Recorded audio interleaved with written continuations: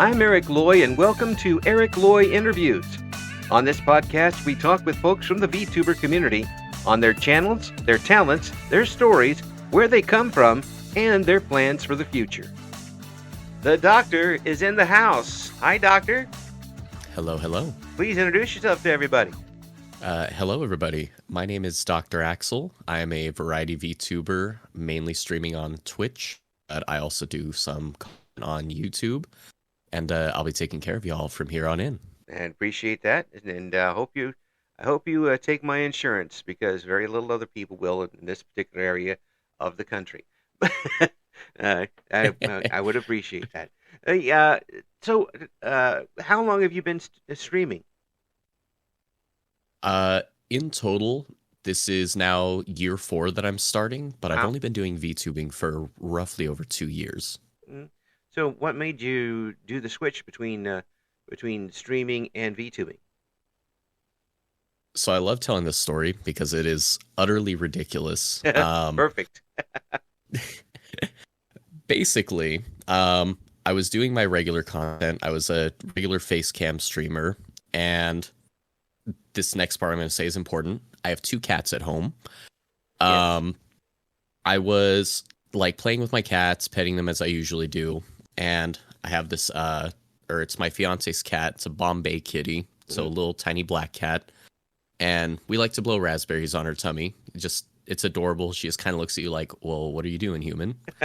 But I did it with my other cat, Viato. He is a orange tabby. Oh no. However, we've never done this to him before, and it startled him. So when I did it, he kicked at my face, and he actually cut open my eyelid. Oh. And it was a little messy. Yeah. And I I had to go to the ER, get stitches in my eye. I was really afraid that I was going to lose my eye in that moment, but I didn't want to stop streaming. So I was like, you know what? Let's do something different. Let's try VTubing. And it kind of just stuck around. It felt right after I think it was 2 weeks I had the stitches in my eye. And you didn't try that again with the cat, eh? No. I learned my lesson. They're little traps. So we actually have 8 cats here. No kidding. Yeah, we have two twins that we had for a long time, and 6 outdoor, what they call catch and release fixed cats who came and adopted us. So we have no escape. But I'm not. I guess the cat distribution system is definitely working. It definitely is. They've distributed themselves all over our house. But so really, that was, you literally fell into it by accident. I really did. Yeah, but what has kept you going? I mean, sooner or later the stitches came out, but what was the hook that's kept you into the VTubing aspect? I think it really comes down to 2 things. The first part being, it was just a constant stream of I could be a lot more creative than I could with my IRL streams. Mm-hmm. There was a lot more customizability. There was a lot more wild, crazy things that I could do. And on the other end, the community was just so beautiful and welcoming. As soon as I got in, tell me when your stream is. Oh my god, I have resources for you. If you need artists, let me know. So the whole experience just really kept me engaged and has still been a thing that I'm continuing on with to this day. Yeah, it's really cool. I mean, you really, that's a story of basically falling right into something that's in your wheelhouse, and you didn't even know it was in your wheelhouse. Most definitely. And I'm glad that it has stuck around. So since you were streaming beforehand, you might, yeah, I imagine you were kind of used to an audience anyway. But have you been someone who wanted to be an entertainer? Yeah, I mean, I've definitely wanted to be an entertainer from a young age. Before the whole YouTube sphere caught up with oh, people can make gameplay videos and watch it. Mm-hmm. as a kid, I loved being able to play a game and just talk with friends that were in the same room. And as I started to see that that was a thing people were actually profiting off of building communities on, I was like, yeah, I want to pick that up one day. And then it was like 10 years down the road from there. I was like, okay, cool. This is what I'm doing now. The boy had a dream and now it's real. Well, I got to tell you, your voice is incredible. At Oh, this well, thank point, you so much. have you been asked, or have you tried to do some voice acting types of things? A lot of people have asked me if that's something I'm interested in. I want to get into that kind of sphere too. Uh-huh. I've done some auditions for a couple of horror games in the past, but nothing is called back yet. Yeah, well, keep going. That's a great instrument you got there, and I would say try radio. Except you'd like to make money, I imagine, and you should avoid it at all costs. But with the streaming, what are the things that you like to do? What type of games do you like to play? So generally, I would say most of my content, even though I say I'm variety, leans more towards like the Soulsborne genres, puzzle games, and horror. Mm, Those are definitely like top tier for me. yeah, But community games are also something I want to do more often. yeah, community horror games. You get scare as many people as possible while you're doing. Are you someone who enjoys the horror, or are you actually caught up by the jump scares and such? Little column A, little column B. Mm, I've always loved horror as a genre. I mean, the Silent Hill series has been one of my favorites since I was a kid. mm-hmm. But no doubt, I still get jump scared by things, but it keeps the excitement fresh. And it keeps your blood pressure fresh. That Oh I have man. to be hooked up to a monitor at all times for something like that at this point. But the I- community the community side of things, is it easy for you to get your chat involved in your streams? Uh, Honestly, and this one may come as a shocker to some people, it's hard to keep engagement going sometimes. Mm, Not necessarily in the sense of like, oh, the community has nothing to say or there's no engagement whatsoever, but just trying to keep things interesting is the hard part. But my community all talks to each other, and that's the best thing I could ever ask for. so they're involving themselves with each other while you're playing the game. Sometimes, especially with like the horror genre, it's tough to stay involved in the game as much as you'd like, and also keep in touch with chat. Oh, 100%. But that's why we have jump scare sound alerts, because they're like, huh, Doc hasn't talked in a while. Let's scare the pants off of him today. If you needed to scream a little bit today, that's okay. That's fine. Perfectly Yeah. normal. Perfectly normal day. Um, when you got your audience started, when you did make the transition, has it been a new group of folks that are following you, or did you have people that stayed with you from before? I think maybe like a quarter of my previous audience stuck around, but a lot of people fall off. They're like, "Oh, why are you switching to VTuber? This is like weird. This is not the content I came for." Hmm. But for every like one person I lost, two new ones came in. So it is what it is. Yeah, again, it sounds like a painful yet a happy coincidence. Yes, sir. I don't suggest doing it again. you, you only got two of those eyes, but the fact that you're able to settle into something like this pretty quickly, um, and evidently pretty comfortably, tells me that maybe even in the back of your mind, without knowing it, you were looking for something to expand what you were doing online. Oh, yeah, most definitely. It was like streaming with the face cam and all that. It was a lot of fun, but I kept feeling like there's something more, or maybe there's something different I could be doing that would make it more enjoyable. And Mm. this weird set of circumstances brought me right to where I needed to be. You do get a chance to be a lot of yourself, maybe even more of yourself. Um, and I think in some cases because you're not having to um, see how do I want to put this? You're presenting your own reality in a way. You've made your own world. Now everybody is joining it. Yeah, I think that's a really good way of putting it, especially because something that really makes VTubers unique to the whole streaming and YouTube scene is the fact that we get to build these expansive worlds and like lore that people sometimes will actively follow, and they're like, oh, this character has an interesting backstory, or like these weird little bits that you wouldn't hear from somebody that's in like a regular IRL sphere. Mhm. Yeah, I really think that in a lot of cases that's true. And one of the things I really love about doing these interviews is people have all sorts of different ways of getting it. Yours is the very first I've heard of somebody injuring themselves into it, having a cat attack them into being a VTuber. That's very new. I love telling the story. It's really wild. But the fact that you've been able to take that and continue on it means that it's pretty serendipitous that all this has happened.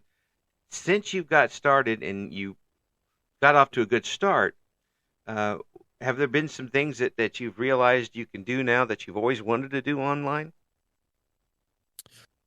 That one's a harder question to answer because, I mean, I have so many aspirations for things that I want to do. I haven't followed up on too many of them yet, but there's been some like short form content of like doing weird, obscure tier lists that if I was just doing my face cam, people would be like, all right, this guy's a weird, like real weirdo. But having the kind of VTuber persona on, people are like, oh, I want to watch this. This is like just on that verge of like weird where I enjoy it, but I don't feel judged because I'm watching an animated person instead of a regular person on a screen.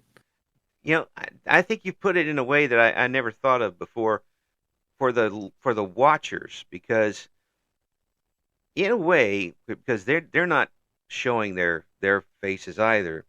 In a way, they're joining you in this, in that they get to enjoy your content without having to be judged by other people doing it as well. So they're kind of joining you you hear about the word immersion a lot by some folks, but they really are joining it because they are kind of escaping as well. Exactly.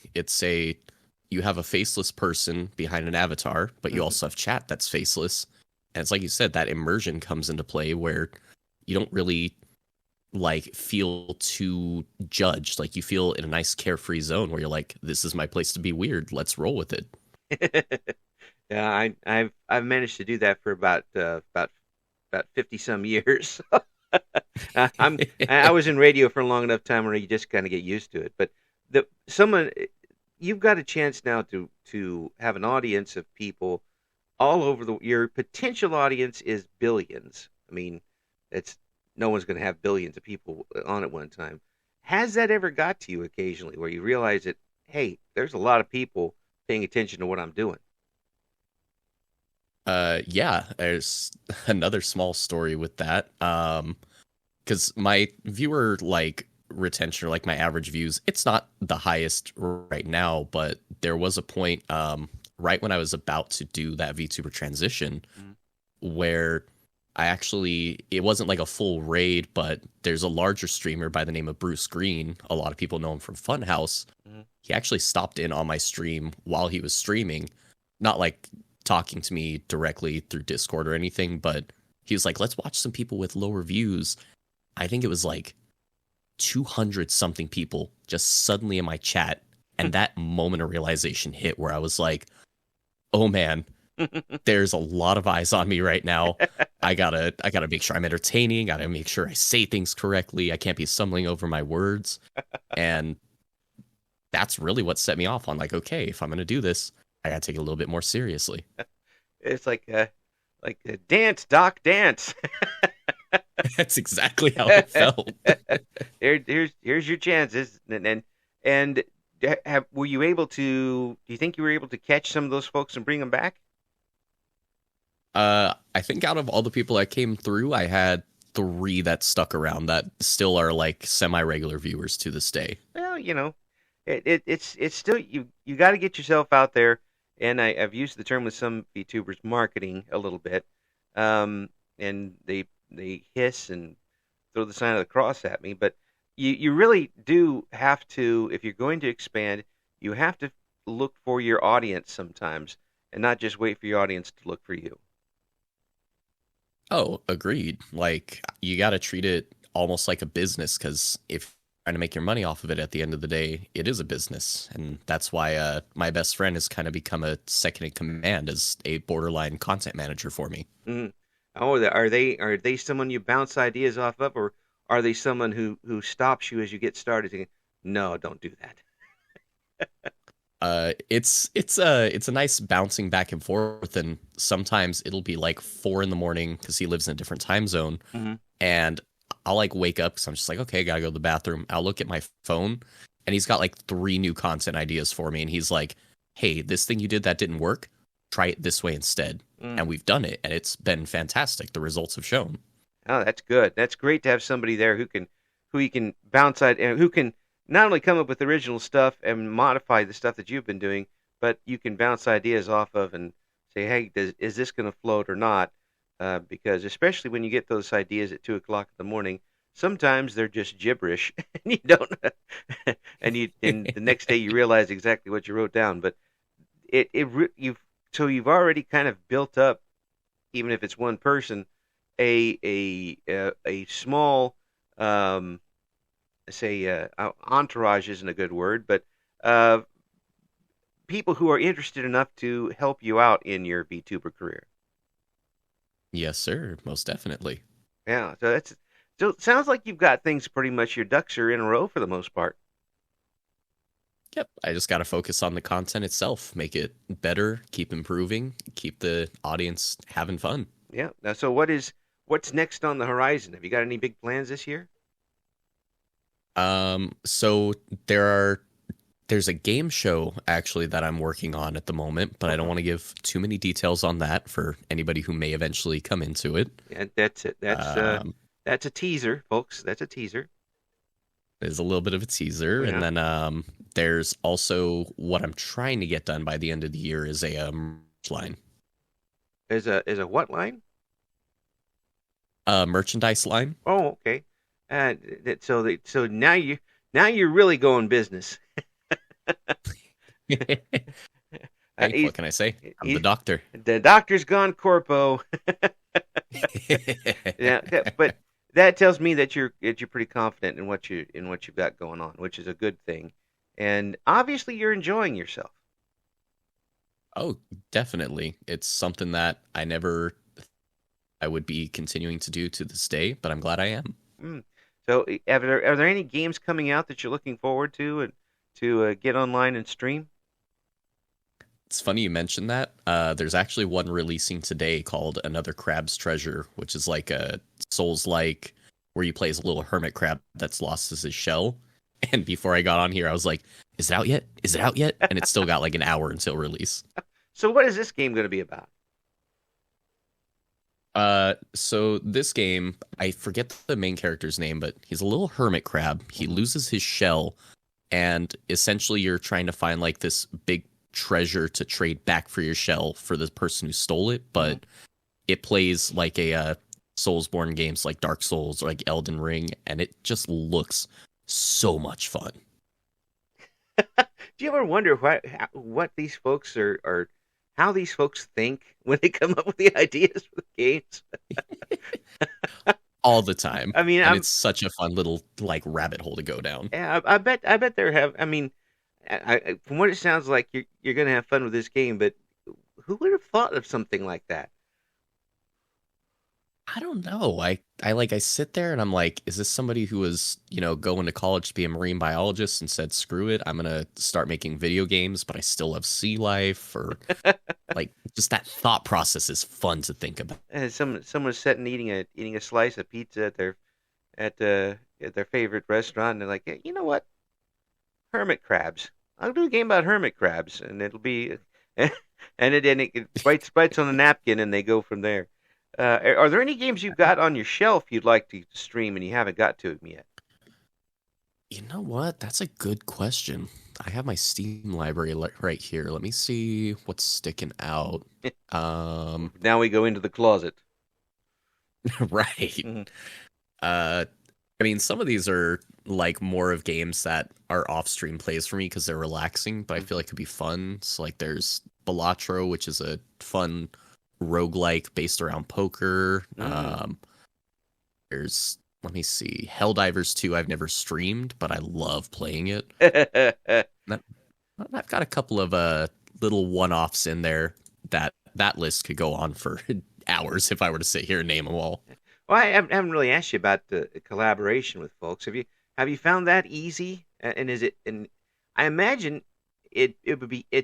I don't know for sure, but being a VTuber, I'd imagine it's easier to find collaborations than if you weren't a VTuber. If you were a live streamer. So I think you're in the right realm there. It's easy to find collabs, but the thing that makes it a big struggle is because VTubers have become such a wide popular thing to become now, we all are in different time zones. Mm. Really makes it hard to find those times to actually nail down and hang out, do a collaboration.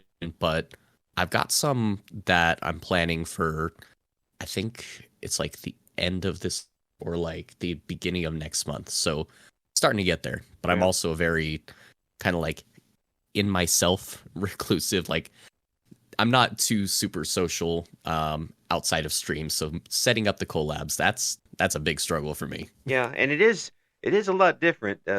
Folks who don't know that you're while you can interact with people in chat and have a good time with them, and that's one level of interaction. But now you're getting a little bit more. You're not just giving them what you're cooking in the kitchen. You're sharing the kitchen, and that does make a difference. Exactly. You got to make sure that whatever chef you're working with knows how to work with your ingredients. Yeah, and doesn't just overwhelm you with theirs at the same time. Uh, when when you've True. been able to, how many collaborations have you been able to do, or have you done them yet? I have done some collaborations in the past. A vast majority of stuff I was doing when I started VTubing was a lot of different collaborations, both Mm. with VTubers and IRL guests. But it's been a hot minute since I've done a collab, so I'm excited to get back into that. Well, well, I wish you the best in finding the right people to mesh with, because um, in any type of entertainment situation, when you're working with someone, sometimes it just doesn't work, and it's nobody's fault. You just don't. It just doesn't mesh together well, and the styles just don't mesh. Sometimes it is somebody's fault. I've been on that end of it as well. Yeah, and you just have to soldier on through, and hope that there's not a lot of residual damage. But um, it does take some courage to do, especially if, as you said, you're not that type of a person in real life to go out and seek that sort of thing. Some doctors do not like to have other doctors in on their operations. This is 100% true, and I'm very picky about my clinic. Yes, yes, we're not talking to Doctor House here, by the way. We're talking with Doctor Axel. the the in general, uh, this has been a positive for you streaming, VTuber streaming, or is it something that you would like to every once in a while get a chance to do something over when you've gotten started? Besides the pain, of course. I mean, it's been a pretty overall good experience. You do have your good days, your bad days. I mean, there's still some days where every now and then I'll just surprise stream and I'm like, hey, we're gonna have IRL doc today because I'm not feeling like doing all the crazy setup, having all the craziness, Hmm. but I'll still like dress up. Like I've got a cosplay for my VTuber as well, so it's it has its little mix. Just remember, you have to have at least one day a week where you play golf and ignore all of the appointments on your schedule. Oh yeah, like while golf isn't my main thing, I am very big on leather crafting off screen. That Oh, is my golf right there. well, I mean, have you ever thought of doing some of that on screen? I have. I have that as actually one of the plans for one of these next coming months. Mhm. I'm just trying to figure out how to rig the setup so that way the sound balance is right and everything looks good and high quality. Well, now you're talking about something that I would have absolutely no ability to to do. This actual crafting and artistry types of things that I'm just completely not good at. But again, you get a good audience with that, and you could have an interesting side project as well. And I'm not just talking, extra cash flow. Yeah, 100% agreed. Well, so this is going to be interesting to find out what the doctor has up his sleeve coming up here pretty soon. We're going to have the links that you can follow Dr. Axel on the description for the interview here. It has been a great time talking with you. I'm glad we've got a chance to schedule an appointment where you were available. I know that's tough sometimes. I'll get you my insurance card, and hopefully it'll actually go through this time.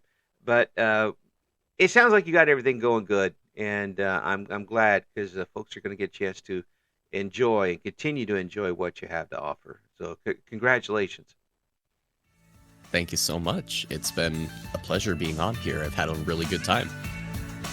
Thank you for listening to Eric Loy Interviews. Join us again next time when we talk to another member of the always interesting VTuber community.